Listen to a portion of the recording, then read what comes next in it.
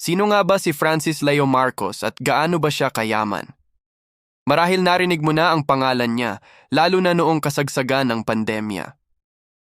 Kilala bilang isang kontrobersyal na social media personality, ipinapakita niya ang kanyang marangyang pamumuhay, mga mamahaling sasakyan, at ang tinatawag niyang Mayaman Challenge.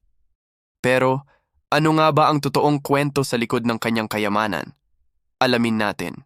Si Francis Leo Marcos o Norman Mangusin sa tunay na buhay ay sumikat dahil sa kanyang mga video kung saan namimigay siya ng pera at tulong sa mga nangangailangan. Sa kanyang mga post, makikita mo ang mga luxury cars tulad ng Lamborghini, Ferrari at Rolls-Royce. Ipinagmamalaki rin niya ang kanyang mga mamahaling relo, designer clothes at mga mansyon.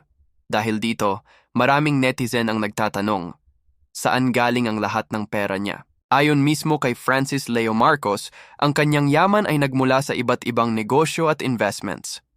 Sinasabi niyang isa siyang international businessman na may mga kumpanya sa iba't ibang bansa. Madalas niyang banggitin na sangkot siya sa oil and gas industry, real estate at iba pang malalaking ventures. Ipinahihiwatig niya na ang kanyang kayamanan ay bunga ng kanyang sipag, talino sa pagnenegosyo at mga strategic na desisyon sa loob ng maraming taon. Bukod sa kanyang mga negosyo, isa sa mga pinakamalaking claim ni Francis Leo Marcos ay ang kanyang koneksyon sa pamilya Marcos. Iginiit niya na siya ay isa sa mga tagapagmana ng umano'y Tayano Gold at Marcos Wealth. Ayon sa teoryang ito, mayroong libo-libong tonelada ng ginto na nakatago at unti-unti nang ilalabas para sa kapakanan ng mga Pilipino. Siya raw ang isa sa mga naatasan na mamahala at mamahagi ng kayamanang ito. Ito ang madalas niyang gamiting paliwanag sa kanyang Mayaman Challenge kung saan namimigay siya ng bigas at pera.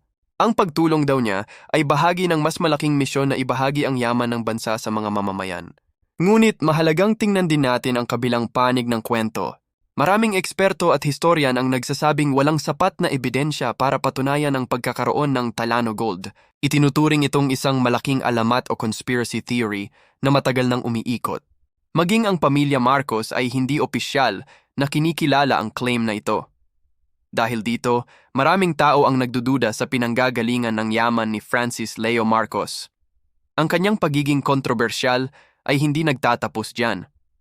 Noong 2020, siya ay inaresto ng National Bureau of Investigation o NBI. Ang dahilan? Mga kasong may kinalaman sa estafa at qualified human trafficking na isinampa laban sa kanya ilang taon na ang nakalipas bago pa man siya sumikat sa social media.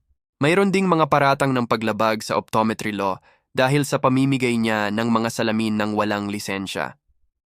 Ang mga legal na problemang ito ay lalong nagpatindi sa mga tanong tungkol sa kanyang tunay na pagkatao at sa kanyang kayamanan. Marami ring mga kritiko ang nagsasabing ang kanyang mga ipinapakitang kayamanan ay maaaring hindi lahat sa kanya. May mga espekulasyon na ang ilan sa mga luxury cars at properties na ipinapakita niya ay hiniram lamang o pag-aari ng ibang tao para sa content creation. Sinasabi ng iba na ginagamit niya ang imahe ng pagiging mayaman at matulungin para makakuha ng followers at posibleng para sa ibang agenda. Ang tanong ng marami, kung totoong bilyonaryo siya, bakit kailangan niyang mag-ingay sa social media? Upang maging patas, tingnan natin ang mga posibleng paliwanag.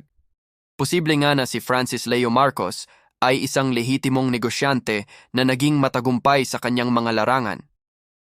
Hindi imposibleng may mga tao talagang yumayaman sa pamamagitan ng tamang investments at diskarte sa negosyo.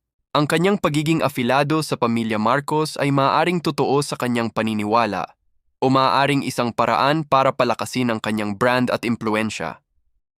Ang pagpapakita niya ng kayamanan sa social media ay maaaring isang marketing strategy para sa kanyang mga negosyo o personal brand. Sa mundo ng social media, ang engagement at views ay mahalaga at ang pagpapakita ng isang aspirational lifestyle ay isang subok na paraan para makuha ang atensyon ng tao. Sa kabilang banda, ang mga kasong isinampa laban sa kanya ay seryosong bagay na hindi maaaring balewalain. Ang mga ito ay nagbibigay ng duda sa kanyang kredibilidad. Kung ang mga paratang ay mapatunayang totoo, magbibigay ito ng ibang anggulo sa kwento ng kanyang yaman. Posible kayang ang yaman niya ay nanggaling sa mga kadudadudang paraan? Ito ay isang tanong na tanging ang korte lamang ang makakasagot. Sa kasalukuyan, patuloy pa rin ang debate tungkol kay Francis Leo Marcos. Para sa kanyang mga taga-suporta, siya ay isang modern-day Robin Hood na ginagamit ang kanyang yaman para tumulong sa mahihirap. Nakikita nila sa kanya ang pag-asa, isang taong handang magbahagi ng kanyang biyaya. Naniniwala sila sa kanyang mga kwento tungkol sa Marcos Wealth at sa kanyang misyon na iangat ang buhay ng mga Pilipino. Para sa kanila, ang mga batikos ay gawa lamang ng mga taong naiinggit o may masamang hangarin. Para naman sa mga kritiko, siya ay isang oportunista na gumagamit ng social media para sa sariling kapakanan. Nakikita nila ang mga butas sa kanyang kwento at ang mga red flags sa kanyang mga legal na problema. Para sa kanila, ang kanyang ipinapakitang kayamanan ay isang malaking palabas lamang, isang fasade para itago ang mas malalim at posibleng mas madilim na katotohanan. Sila ay nananawagan ng masusing imbestigasyon sa kanyang mga gawain at sa tunay na pinagmulan ng kanyang pera. So, gaano nga ba kayaman si Francis Leo Marcos? Ang eksaktong halaga ng kanyang net worth ay mahirap matukoy.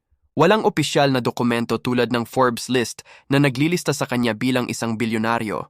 Ang basehan natin ay ang kanyang mga ipinapakita sa social media at ang kanyang mga sariling pahayag.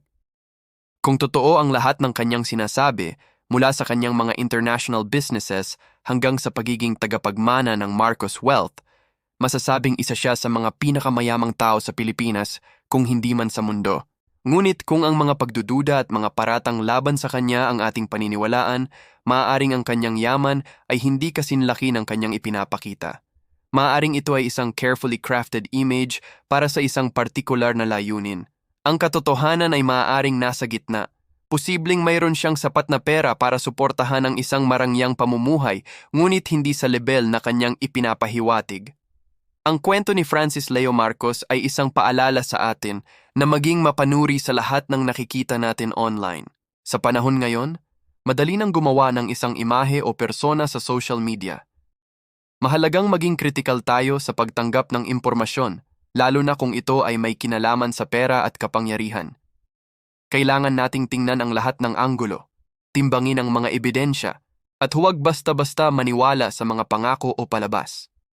Ano ang iyong opinyon tungkol dito? Naniniwala ka ba sa mga kwento ni Francis Leo Marcos?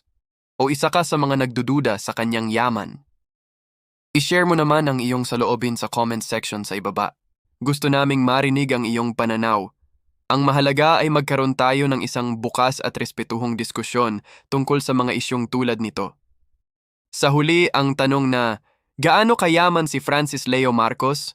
Ay mananatiling isang malaking palaisipan hanggat walang malinaw at konkretong ebidensya na lumalabas. Ang kanyang buhay ay parang isang teleserye na patuloy nating inaabangan ang susunod na kabanata. Mananatili siyang isang maimpluwensyang figura sa social media, isang simbolo ng yaman at kontrobersya na patuloy na pinag-uusapan. Salamat sa panonood.